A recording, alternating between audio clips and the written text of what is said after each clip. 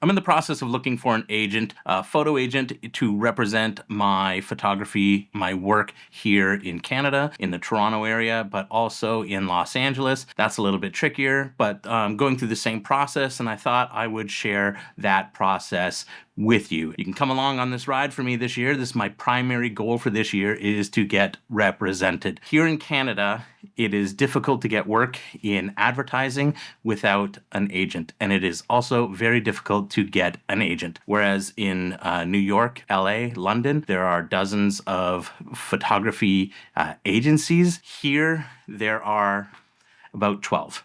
So what I have been doing is preparing for this in a number of ways. I've already met with an agent. That looks very promising, actually. So I'm excited about that. I have a couple of more meetings set up, and I'm going to be doing those. One has said flat out she's not interested in representing me, but she will talk to me and help me. I think that's because she's getting close to retiring. In fact, I spoke to another photographer recently who's here in the city with me, who used to be represented by this agent, and said that agent has already retired once and has come out of retirement. I'm not holding my breath on that one, but I will definitely take her knowledge and wisdom and listen to what she has to say about my work and my portfolio and what I can do to get represented and to get advertising work here. One of the first things that you need to do if you're looking for an agent is you have to tighten up your portfolio. Your portfolio needs to be great. What you are showing in your portfolio is not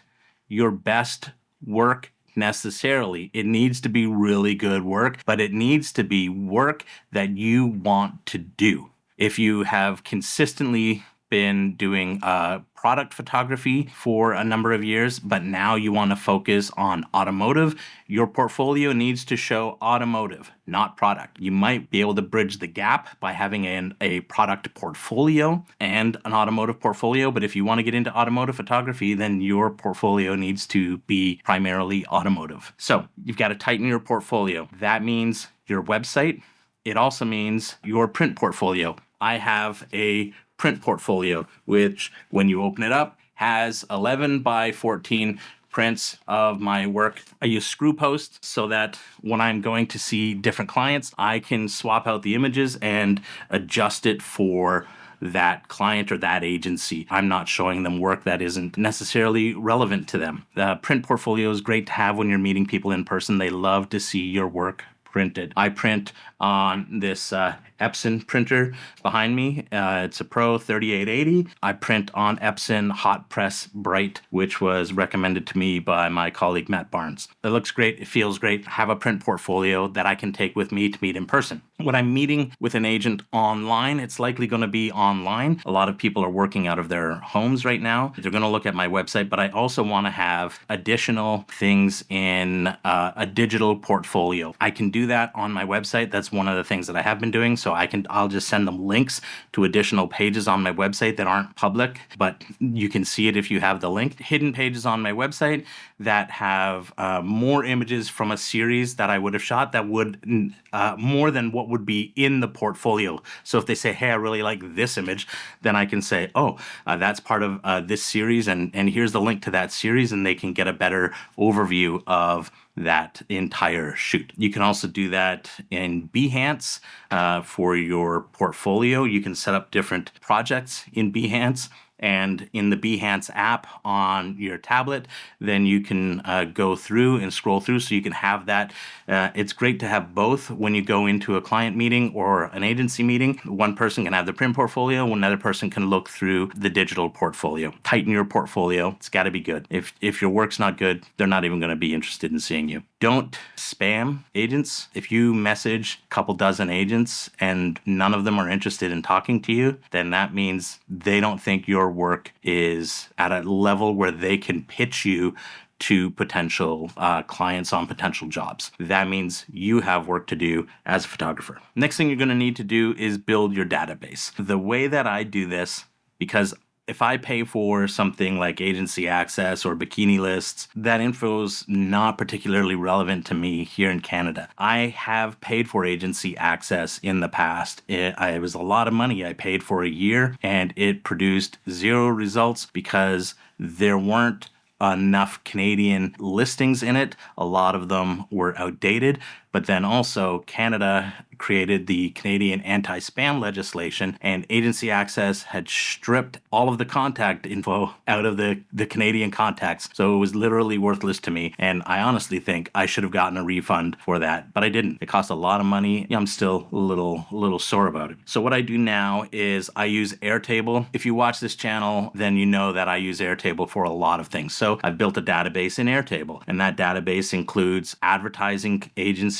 It includes photo rep agencies. It includes hair and makeup artists. It includes set designers. It is my industry contact database. If for anyone that I need to contact in the industry, they're in that database. It's a pretty big database, and I try to maintain it pretty regularly. What I have done for looking for an agent is I go to LinkedIn.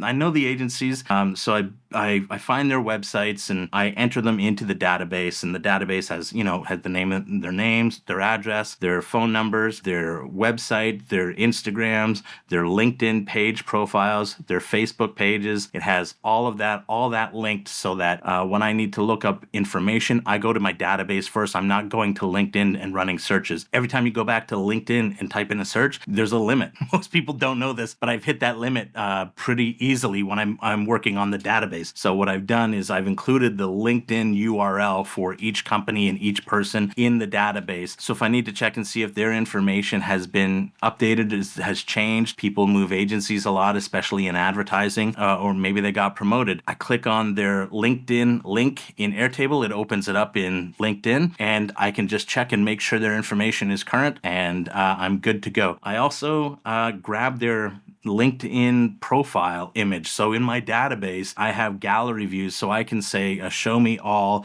of the photo reps in Los Angeles, show me all the photo reps in Toronto in a specific view, and it gives me a grid of their faces. It has their names, has their company name, a link to their LinkedIn profile, a link to their Instagram profile. For the people, obviously, I have their first, last names, their preferred pronouns, if they have them, their LinkedIn page, their personal website, the city where they're at, their profile photo, their Instagram page, their personal website, things like that, so that I have a way to follow them and check in with them and see where they're at. I also have their email address, but I also have, along with the email, I have a checkbox. If they have said in the past that they don't want to receive emails from me, I make sure that box is checked so that I can filter them out of receiving updates from me in the future. And that's a very important part. You don't want to spam people who don't want to hear from you. I may have emailed the wrong person in the past, and I want to make sure that I don't email them again. Another thing that I've done is, because where I live in Hamilton, just south of Toronto, here in Southern Ontario, there's a lot of filming being done. The Boys is filmed here. Gen V's filmed here. There's a scene from Reacher that's shot right outside of my studio. There is a lot of production that's happening here. Guillermo del Toro's new movie is shooting here. Guillermo del Toro shoots in Hamilton a lot. There is a lot of production happening blocks away from me. There's a lot of production happening in the facility where my studio is located. And I want to make sure that I can get in touch with the studios that are producing those film and TV series so that I can get on their radar as someone who can photograph key art. That's a big thing that I want to do. My background is in the entertainment industry. I love going to movies. Movies are a big hobby of mine. And so I want to be able to shoot character galleries. I want to be able to shoot key art. And for a lot of the shows, they fly photographers up from LA or New York, and they do the photographs here, and I believe I'm perfectly capable of doing that. So I'm in the process of continuing to build my portfolio to show that I can do that. But what I've also done is I have a US telephone number. I specifically have a West Hollywood telephone number based out of LA. I have a number that the agencies in LA can contact, a local number to them, and they can contact me, and that rings directly straight through to my phone, and I can pick it up and talk to them. I got this number from Sonatel. I'll put a link in the description below if you are someone who wants that. You can get numbers from all over the world. I'm looking at getting EU phone numbers because I'm also an Irish citizen and I have an EU passport, but I have a US phone number so that potential clients in the US can call me to shoot here locally. I'm not going to the US to shoot without a visa, but if they have productions that are here, I'm here and I'm available for hire. They might as well hire me. I also, as I just mentioned, I have an Irish passport. I got that through my grandfather who was born in Ireland, and at the time Ireland was part of the UK. So it turns out my mother we were just discovering a UK citizen, which might mean that I am also a UK citizen. So we're investigating that, and I might be able to get my UK citizenship, which means I will probably also start looking for representation in London. So I'm going to be looking in Toronto, in LA, potentially London, and maybe Berlin as well. So now that I've got my database and I know who the agents are at the different agencies, who the reps are at the different agencies, what I've done is I've narrowed it down to the ones where I think I would fit in best, where there isn't necessarily someone on their roster, as far as I can tell, who shoots similarly to me. I've sent cold emails out to those agents. So I've already had a meeting with one agent this week, and I have another meeting that I'm going to get on the books next week. The emails basically just introducing them to me, telling them who I am, that I'm looking for representation, and a link to my portfolio. So I've reached out and I've gotten some responses, and that's good. That's that part of the process. If I do have a job that I need to bid on and I might want help with that, I can refer them to this rep that I spoke to. She has said that I can even tell them she is my rep, even though we don't have a formal agreement yet, and she will put the bid together for me. And if it's successful, she will get paid just a flat rate for that bid. And that's a great start. It's, we're building a relationship right now.